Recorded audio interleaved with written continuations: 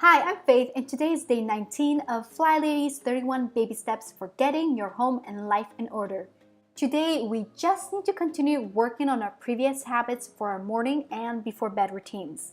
So in the morning, we need to make sure we get dressed, make our beds, make sure we notice negative voices and change them, do a quick 2-minute hot spot clean, and spend 15 minutes decluttering each day.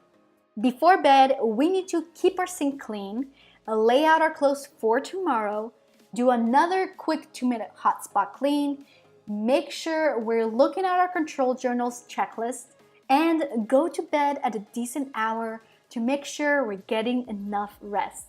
This is a habit that I need to put extra effort in because naturally I'm a night owl.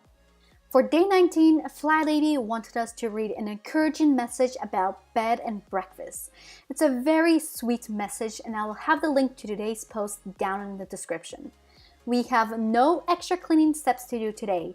We just need to keep working on our previous habits. And a Flylady tip for the day is to set your timer to help you stay focused. Click the like button if you like this video and subscribe to my channel for more homemaking videos. Thank you so much for watching and have a good day.